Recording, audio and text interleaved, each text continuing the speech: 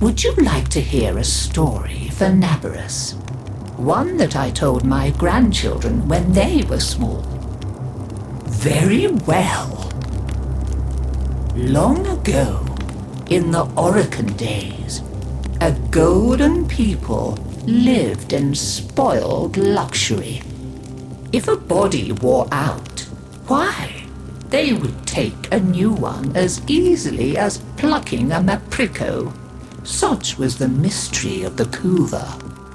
So, what became of death and disease? Oh, they were abundant, but not for the Orokin. They were above petty death. Such was their contempt that they decreed a special day on which to make fun of it. On Nabarus, the night of memory, the Shining People laughed at death. They dressed in costumes that recalled the old days of mortality. Skulls grinned, always guttered with demon lights. For one night, beauty was banished, rot and monstrosity held sway. Now, on one very special Nabarus, 3 pretty Orokin were bored, as Orokin so often were. Nabarus no longer holds its magic for me, sighed one. Masks and costumes are for children, grumbled another.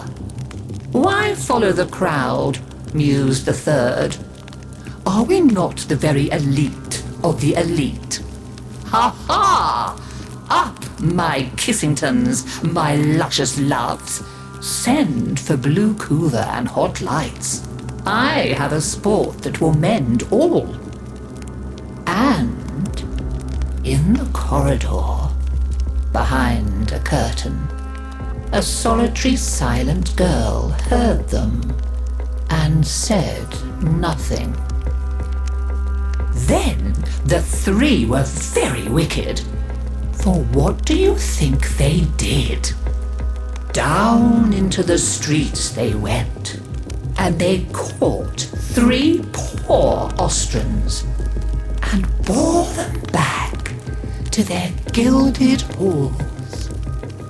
One they peeled like a fruit and decked out with glassy splinters, and his naked jaws went chitter-chatter-snap. And it echoed all around. Scarlet footprints he left.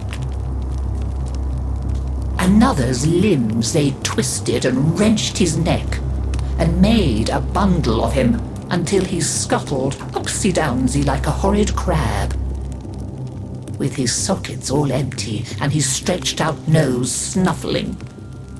The third they pulled thin in hand and foot. She walked spindly-wise on long tiptoes like a spider, and her entrails hung delicately down. She whispered, split-tongued and hissing as she went. Fine costumes we've made, chortled the 3 Orokin. Let us now try them on and visit our friends. What shrieking there will be! Oh, our names will live forever in the court for such a prank as this. Now, the silent girl brought them their blue Kuva, so they could take on these twisted bodies for only a short time before returning to their own. They drank and slept and woke in their 3 horrid forms. Off they went down the stairs, out the door, into the city, into the night of banners and masks and wild hilarity. Chitter-chatter-snap, scuttle-buttle, whispery-hispery.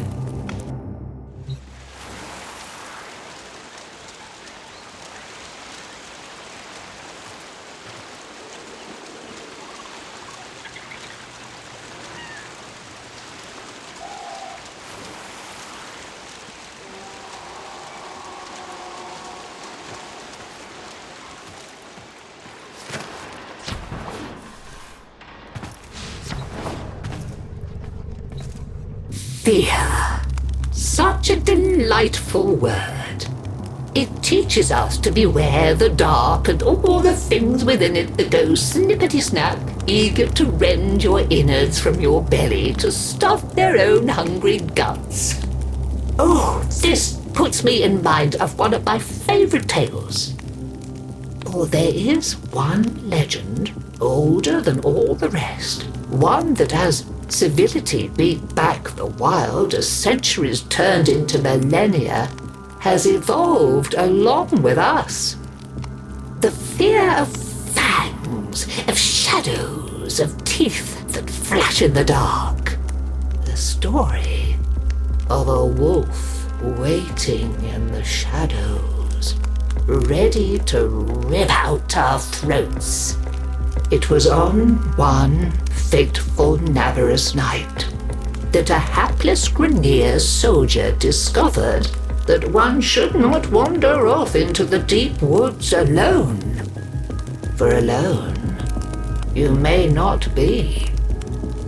A howl split the darkness that sent a shiver down the spine. Through all the horrors of war that this Grenier had seen in all his years, there was something about the sound. It tapped into the very thing that is born as we are born, sputtering and mewling into this uncaring world. Fear. He was alone. He was being hunted. And he was afraid. Into the night the Grenier soldier ran, over stump and through darkened glade, with the sound of the beast growing closer, louder, howling, jaw slather snapping, a misplaced foot, an ill-timed step, and the ground came rushing up to meet him. Rolling onto his back, he sought to defend himself, but last, catching sight of his pursuer, primal terror had come for him. A twisted shape, bulbous, stinking, fetid, jaws drooling with ooze and ire. An infected Kubradon. Lifting his marelock, his shaking hand took aim. Bang! A single shot killed the beast dead. He laughed at his own foolishness. He, a mighty soldier, afraid of a single sad and infested Kubradon.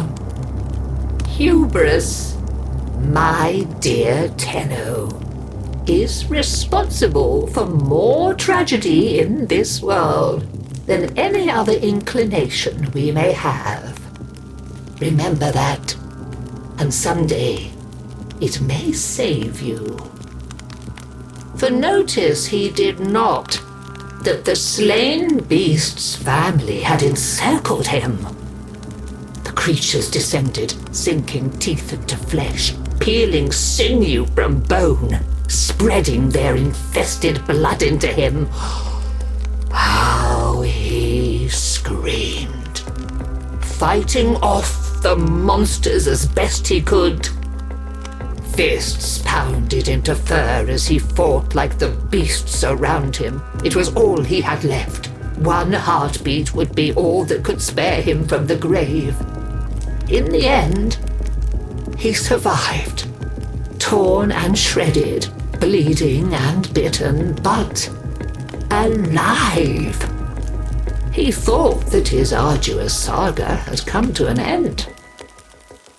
Until he heard that dreadful howl once more. Though, this time, it came from him. Flesh twisting, bones snapping, the noises that left his agonized form were bestial, wild, feral. Soon it was he who stalked the night. It was he who tasted blood upon his fangs. It was he who inspired the fear of the hunt. Oh, fret not though, dear heart, for even the hunters can be hunted. The beasts can be felled, and trophies can be made of those who were brought low.